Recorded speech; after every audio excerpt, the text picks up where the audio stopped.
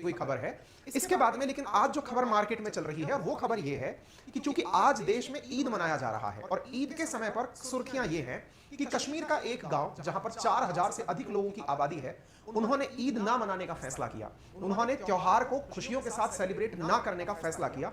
कश्मीर से यह खबर शहीद जवानों के प्रति एक सच्ची श्रद्धांजलि है। आज के सेशन में हम अपने इन्हीं बारों में चर्चा करेंगे। आपको बताएंगे फिलहाल ट्विटर पर इंडिया के अंदर ट्रेंड कर रहा है पुंछ टेरर अटैक, दूसरे नंबर पर सत्यपाल मलिक ट्रेंड कर रहे हैं, कई कारणों से हैं, इस विषय पर कभी बाद में चर्चा कर लेंगे। फिलहाल के लिए पुंछ टेरर अटैक सुर्खियों में है। क्या हुआ था ये मैं आपको बता देता हूं। परसों के दिन जिस समय हम सेशन में लाइव थे उसी समय घटना हुई थी और उस समय हमने आपके साथ में ये न्यूज डिस्क्लोज की थी। लेकिन फिलहाल क्या हुआ है वो मैं आपको बताता हूं। जम्मू कश्मीर में हमारे 5 जवान राष्ट्रीय राइफल्स के मारे गए, शहीद हुए जब वो अपने आर्मी व्हीकल से जा रहे थे। आर्मी व्हीकल से जा रहे जवानों के जो ट्रक था उसके अंदर ये आप आग की लपटें उठते हुए देख सकते हैं। ये पुंछ जम्मू नेशनल हाईवे पर सेना की गाड़ी के अंदर लगी हुई भीषण आग है। इसमें 5 जवान शहीद हुए जबकि एक घायल है और उनका अस्पताल में इलाज चल रहा है। भीषण हादसे के अंदर जो शहीद जवान हैं उन शहीद जवानों की प्रॉपर तरीके से सुर्खियां नेक्स्ट डे बनी। 21 अप्रैल के दिन यानी कल के दिन अखबारों में सुर्खियां बनी और साथ में यह जानकारी बाहर निकली कि ये जो ट्रक यहां से जा रहा था ये इफ्तार पार्टी के लिए फल फ्रूट लेकर जा रहा था। साथियों, जिस ट्रक पर आतंकियों ने हमला किया, जिस पर गोलियों के निशान, जिस पर ग्रेनेड चलने के निशान हैं, जिस हमले की ऑलरेडी एक आतंकी संगठन जिम्मेदारी ले चुका है, उन्हें जानकर यह बहुत ही दारुण दुख होना चाहिए कि जो लोग समाज को सो कॉल्ड आतंकी जिस समाज के लिए काम करने की बात करते हैं, सेना के जवान उस समाज के लिए और उस समुदाय के लिए इफ्तार पार्टी के लिए फल फ्रूट लेकर जा रहे थे।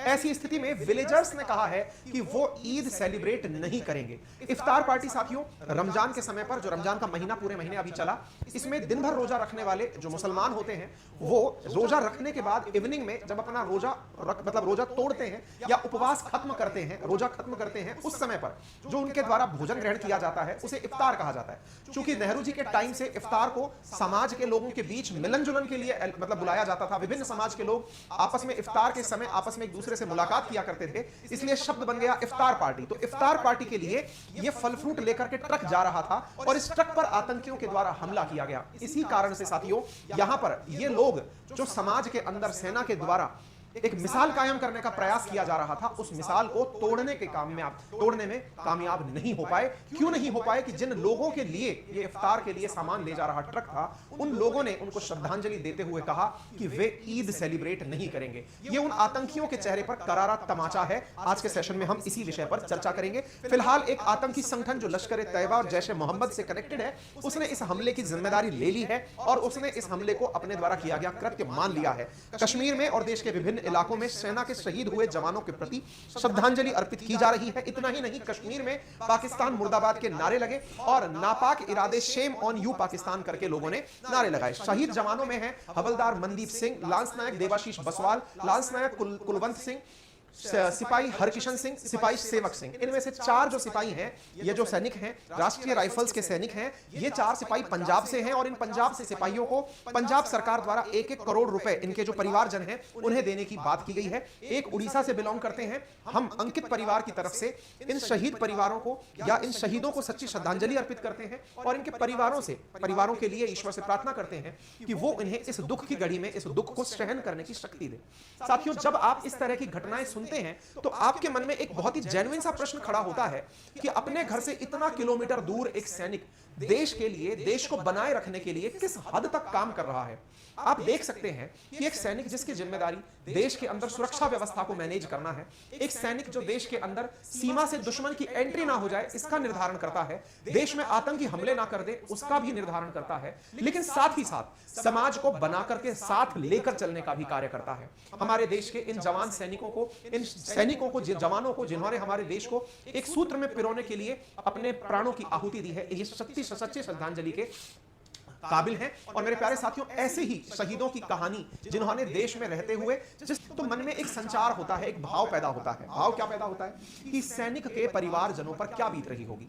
यह इस बात पर निर्धारित होता है कि हम और आप उन सैनिकों के प्रति क्या भाव रखते हैं। जब देश के निवासी, देश के वासी, आप और हम जैसे जो लोग हैं, जब इन सैनिकों की वीर गाथाओं की चर्चा करते हैं, अपने यार दोस्तों से बताते हैं कि उनका योगदान कितना है, तो साथियों ना केवल उनके परिवारजनों को हौसला मिलता है, बल्कि जो आप और हमारे बीच में अन्य मित्र हैं जो सेना में जाने के लिए सपना संजो रहे हैं, उनमें भी ऊर्जा का संचार होता है कि कल को हम नहीं रहे तो हमारे पीछे हमारी बातें रहेंगी। साथियों, ये सेना के जवानों के प्रति इसीलिए कहा जाता है कि जितना हो सके अपने मन में आदर भाव रखिए, और जब भी आपको कोई सैनिक मिले तो उन्हें उसके काम के लिए बहुत सारा धन्यवाद कहिए। तरीके आपके अपने हो सकते हैं, आप उन्हें ग्रीटिंग्स देकर, आप उन्हें सलाम करके, आप उन्हें अपनी तरफ से जय हिंद बोल के, आपको जो तरीका समझ में आता है आप उनसे उन्हें धन्यवाद ज्ञापित करिए। बताइए कि उनका रोल हमारे लिए कितना महत्वपूर्ण है। साथियों, हमारे शहीद इन जवानों के परिवारों के प्रति श्रद्धांजलि है। यह घटना कहां हुई, अब मैं आपको वो बताता हूं। कश्मीर के अंदर जो आपको ये क्षेत्र दिखाई दे रहा है पुंछ के नाम से, यहां पर यह घटना हुई जिसकी तस्वीरें आपके सामने हैं। यह व्हीकल पूरी तरह से जल चुका है। कहा जा रहा है कि यहां पर गुरुवार को आतंकियों ने घात लगाकर सेना के ट्रक पर गोलियां चलाई और फिर उस पर ग्रेनेड फेंके, जिससे ट्रक में आग लग गई। हमले में जख्मी एक जवान राजौरी के आर्मी अस्पताल में दाखिल है।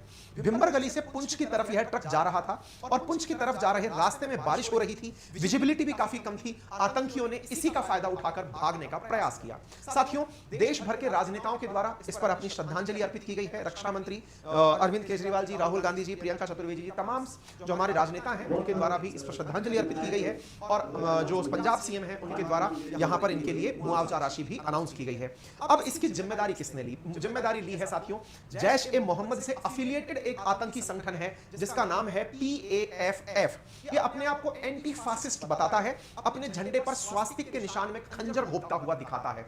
इसने पुंछ हमले की अपनी जिम्मेदारी ली है और इसमें आप इसे देख सकते हैं, पीपल्स एंटी फासिस्ट फ्रंट के नाम से यह आतंकी संगठन है। 2 जनवरी 2023 में ही केंद्र सरकार के द्वारा इसे आतंकी संगठन घोषित किया गया है। यह वही आतंकी संगठन है साथियों। पहले मैं यह बता दूं कि यह किससे एसोसिएटेड है, तो आंसर है जैश ए मोहम्मद से। जैश ए मोहम्मद वो आतंकी संगठन जिसने पुलवामा अटैक करवाया था।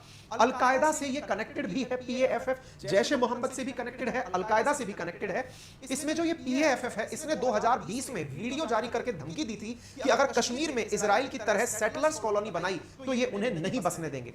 अगर हम अक्टूबर 4, 2022 की खबर आपको बताएं तो ये वही PAFF है जिसने रेस्पॉन्सिबिलिटी ली थी जम्मू कश्मीर के एक जेल चीफ को मारने की। एक जेल का अधिकारी था, उसे मारने की जिम्मेदारी इन्होंने ही ली थी।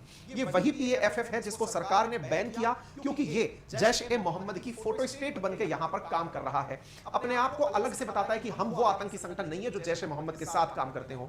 ये जैश ए मोहम्मद से जो मतलब बैक्ड है, इसको पैसा PAFF को जैश ए मोहम्मद द्वारा दिया जाता है। इसने कश्मीर के अंदर हाल ही में जो भारत को लिथियम रिजर्व मिले हैं उसके लिए भी भारत सरकार को धमकी देते हुए कहा है कि यदि आपने लिथियम निकालने का प्रयास किया तो हम आतंकी हमलों से आपको जवाब देंगे। साथियों, इन्हीं हमलों से भारत सरकार ने अपने द्वारा एक्शन लेते हुए जवान शहीद सैनिकों के प्रति सम्मान में ऑपरेशन क्लीन एंड आउट चला दिया है। पूरी तरह से मारो, ढूंढो और मारो करके ऑपरेशन चला दिया है। साथियों, यहां पर आपके सामने ये तस्वीरें हैं जो दर्शाती हैं कि किस प्रकार से यह सेना का ट्रक फल और सब्जियां लेकर इफ्तार पार्टी के लिए जा रहा था, जिसके चलते विलेजर्स ने कहा है कि वो ईद सेलिब्रेट नहीं करेंगे। इंडियन एक्सप्रेस में छपी ये खबर। फिर अन्य मतलब ये कौन सी जगह जा रहा था, तो मैं आपको बता दूं कि गुरुवार के दिन जिस ट्रक पर हमला हुआ वह इसी संगीयोते नामक गांव में जा रहा था। इस आतंकी हमले में राष्ट्रीय राइफल्स के जहां 5 जवान शहीद हुए, उसी पर इंडियन एक्सप्रेस की रिपोर्ट से पता चला कि बालाकोट में राष्ट्रीय राइफल्स के बसूनी मुख्यालय से सामान ट्रक द्वारा पहुंचाया जा रहा था। भिंबर गली से भी इसमें सामान रखा गया था। पुंछ और राजौरी के बीच सेना के काफिले के बीच आवाजाही के कारण राष्ट्रीय राइफल्स की मौजूदगी रहती है। अब ये इफ्तार पार्टी क्या है, तो ईद उल फितर पूरा देश आज मना रहा है। इसमें जो इफ्तार है, ये इफ्तार रोजा रखने के बाद में इवनिंग में जब रोजा रखने वाले रोजेदार अपना फास्ट तोड़ते हैं तो उस समय पर जो इनके द्वारा अन्न खाया जाता है या फिर जो इनके द्वारा भोजन लिया जाता है उसे इफ्तार कहा जाता है। और इफ्तार के समय विभिन्न समाज के लोग आपस में एक दूसरे से मेल मिलाप की प्रक्रिया भी नेहरू जी के समय से चला रहे हैं, इस वजह से उसे इफ्तार पार्टी भी नाम दिया जाता है। इन तस्वीरों ने समाज के सामने वो तस्वीर रख दी जिस पर कि हाल ही में शशि थरूर जी ने भी बहुत बेहतरीन तरीके से व्यंग किया है। शशि थरूर जी ने लिखा है, When will the terrorist who claim to be acting in interest of Muslim of Jammu and Kashmir, जब आतंकी कहते हैं कि वो जम्मू कश्मीर के मुसलमानों के लिए काम कर रहे हैं, they are principal victim and they are own people, उनके जो असल गुने, असल जो उनसे परेशान होने वाले लोग हैं वो उनके क्या अपने लोग हैं। Poonch terror attack truck was carrying fruit for iftar, villagers say won't celebrate Eid. ये सही मायने में अगर देखा जाए तो टेररिज्म का कोई धर्म नहीं होता। लोग असल मायने में धर्म की आड़ में अपने कुछ छिपे हुए उद्देश्य होते हैं जिनकी पूर्ति में लगे होते हैं। इसीलिए हमने आपसे कहा कि जहां एक और सेना के जवान अपनी ड्यूटी समाज को बांधने के लिए भी निभा रहे थे, वहीं जो रोजेदार हैं या जो इफ्तार करने वाले लोग हैं, उन्होंने कहा कि वो इस तरह का सेलिब्रेशन नहीं करेंगे। यहां पर विभिन्न मीडिया हाउसेस पहुंच गए, जैसे टाइम्स नाउ के मीडिया हाउस पहुंचे हुए हैं। ये लोगों से पूछ रहे हैं कि क्या आप ईद सेलिब्रेट करेंगे या नहीं करेंगे। ये सारी चीजें यहां हो रही हैं।